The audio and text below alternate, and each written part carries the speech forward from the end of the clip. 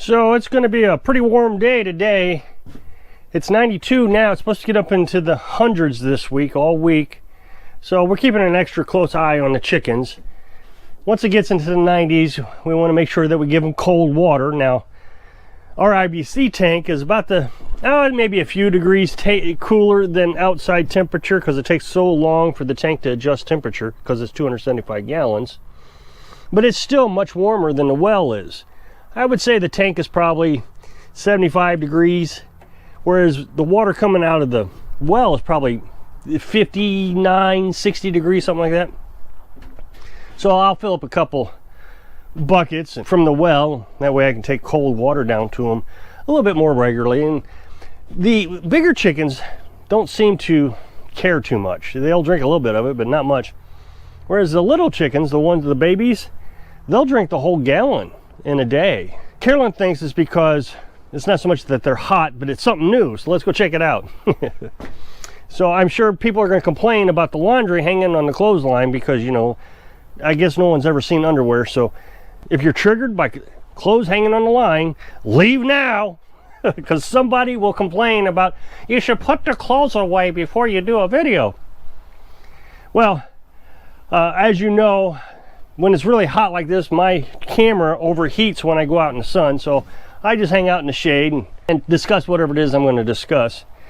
As you know, I've been talking a lot about the differences between preppers and off-grid living, or self-sustaining, so stockpiling versus self-sustaining. In SHTF, stuff hits the fan. Living on a Dime calls it fecal matter hitting the oscillation unit. And these videos have been really doing well. Although it's really upset the trolls. I mean, they've come out in full force to make sure that they tell me that I am wrong in every aspect of things that I talk about. I mean, these guys, some of these trolls I've seen around for years, and all of a sudden they're back full force. What it is the channel's growing again.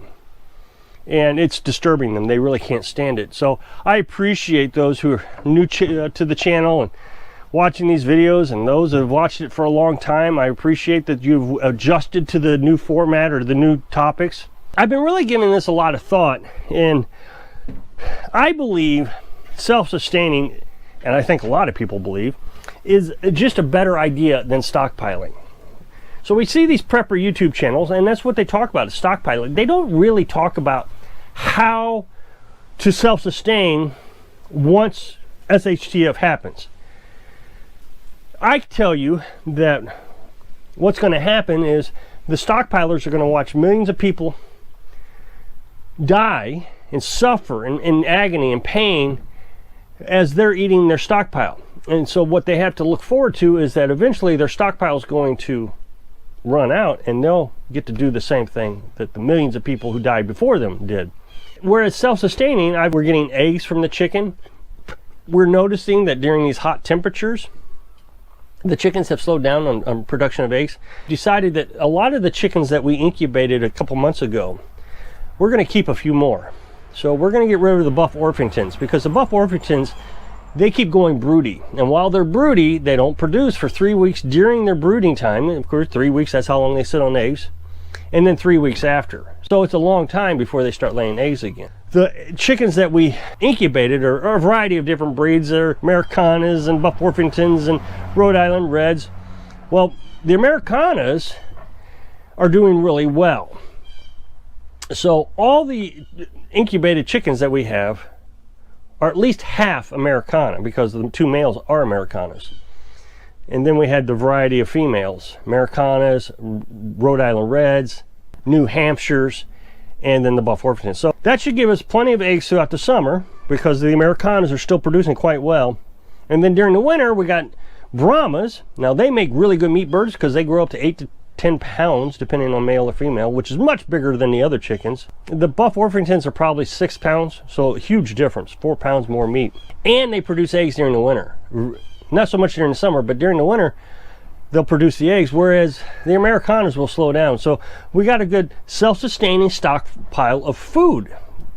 It just keeps reproducing. I said stockpile, but it's just reproducing. And then, of course, we can our food. What I've noticed is a lot of the prepping channels keep talking about the amount of work and the amount of cost they put into their stockpile. They're constantly working, they're constantly organizing, they're constantly going to the store, and they're constantly buying, and they're constantly out of money. And as one of the things they talk about is how to stockpile. They're telling their viewers how to stockpile on a low budget. And with us being in the middle of a recession, it's a really bad time to be stockpiling, and you should have already done this. And so it seems to me that stockpiling is a very stressful job. So then I come to my lifestyle and I think, man, is my life that stressful? Well, the first 2 years were pretty stressful. I don't know if stress, but it was a lot of work. So we had to get established. The first thing we had to do is we took the camper off the truck, and we lived in the camper, maybe almost a year, 8-10 months, something like that. And so we got the well established, and we started building a tiny house, and we got that done within, well, I started it as soon as we got here, but as we got more supplies and wintertime started rolling around, fall time, we got that done. I would say within 4 to 6 months, we got it all finished. So that was pretty stressful. In the meantime, I was also having to stockpile firewood. So we have enough firewood now to last us the rest of our life. So we got all that done. We might have to resupply it occasionally. Maybe get 3 truckloads a year. I mean, not a lot. I mean, 3 truckloads is just not that much. So what we do is we go find free firewood. People are always giving it away. I've talked about this quite a bit. It would maybe take us a week to split 3 truckloads. Carolyn goes out occasionally and splits some with the manual log splitter, and I'll go out with the maul and split some with the maul, the splitting maul. And within a week, 3 truckloads is gone. But we don't, it's not like the whole day. It's like we go out there, we split a few logs, and then we come back in, and that's it for the day. Carolyn, I think when we did that last load, she was going out probably 5 or 6 times a day, and it was just exercise for her. And then we started canning all our canned food, so we got 300 days worth of canned food. We butchered a bunch of chickens last year. He got that all canned up. And also we had to start raising chickens. So there was a lot of things that we had to get started all at once. And then it was just kind of like, well, now what? I mean, there's still things we could do, don't get me wrong. I'm sure all the trolls are going to be happy to tell me all the things we need to do to get that place cleaned up. But I'm talking about SHTF. Are we ready for SHTF? How much more work do I need to put into it? Last year we talked about getting pigs, and then we talked ourselves out of it because we're quite happy with the amount of food we're getting from the chickens. We got the incubator. We got 22 eggs, and out of that we got 15 chickens. So I thought that was pretty good, and our solar panels were able to keep up with it. So now, what do? Well, I don't do much. Whereas the prepper, the stockpiler, they're always talking about how busy they are. Boy, had to get up at 4 a.m. to go catch the sales at the store and spent $1,000 and bought, you know, whatever. And they're always buying these solar suitcases, these solar generators. And I know that a lot of people in an apartment will tell me, oh, you got to have one of those, you got to have one of those. And maybe so in an apartment. But we're talking about self-sustaining lifestyle. And solar generators just is not self-sustaining. The solar generator, in my mind, isn't going to give you enough electricity to do much with. I guess I'm just opposed to it because my system works so well that I want to try to sell you on the most efficient, cost-effective thing. So get yourself some solar panels, get yourself some lead-acid batteries, a charge controller. And I've got videos in my playlist. You can look at how to put a solar panel system together. And it's not hard. I feel like there's a lot of people who understand my videos.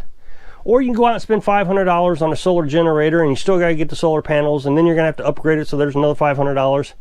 I think my whole system may have cost $1,000. And so my chores now is basically all the work I have to do. Now, don't get me wrong, the chores are a little bit more difficult than the chores at your house, but think about this. When you're a prepper and you're stockpiling, you got to go to work to make a paycheck. Then you got to come home and you got to check your inventory, or you got to do this, or you got to clean the guns, or, you know, whatever it is. I don't know. I mean, they're always talking about how busy they are. And then on the weekends, you got to get up, you got to go to the flea markets, and you got to go to the stores, and you got to catch the sales. So you're always working, right? And you're always spending money. Well, we don't spend any money anymore. We go grocery shopping maybe once a month, but we don't have to. That's what I keep saying, is we don't have to grocery shop. We do because it's convenient. And as long as prices are still pretty cheap, we don't have to put the extra stress on our lives by reproducing chickens all the time. And the other thing is, Carolyn's really good about finding sales. And so she'll find a bunch of stuff that we can and put away for the winter. And that's what we keep talking about, is the canned foods are for winter time for us. Now, my chores for the day, I get up about 5 o'clock in the morning, and that's the worst part of the day, is I got to go down and I got to let the chickens out. Now, I mean, that's the worst part of the day, and it's not that bad. I just got to open the doors. But to me, it's like, man, I got to get up, put my shoes on. I mean, think about this. This is the stress of my life. The worst part of my day is getting up and jumping outside. Now, in the wintertime, it's a little bit more terrible than it is in the summertime. Summertime, I don't have to put a coat on or anything. I just got to put my shoes on and run down there. And then, sometime during the day, I'll fill the IBC tank with water. So that's not a lot of work. Now it's getting really hot. I got to start to well up and fill their 5-gallon buckets up. I mean, that's not a big deal either with cold water. So, I mean, think about this. I'm holding a hose. That's the stress of my day. Now, Carolyn does laundry about every 3rd day, I guess. And she hand washes them, of course. But again, it's not much different than having to go to work all day, work on the weekend stockpiling. It's still having to do laundry with at least a washing machine that you're not going to have when SHTF actually happens. So you're not going to have any practice on how to hang clothes or anything. I'm sure it's not that complicated, but you're just not going to have it all set up. You're not going to have your wash tubs all set up, and your solar generator isn't going to run your wash machine. I know there's going to be a troll out there. Oh yes, it will. It won't, not for very long at least. So to me, cheap and easy is much better than stress, lots of money, and working 7 days a week to stockpile. So I hope I can inspire you to stop stressing about SHTF so you can live your dreams. Thanks for watching.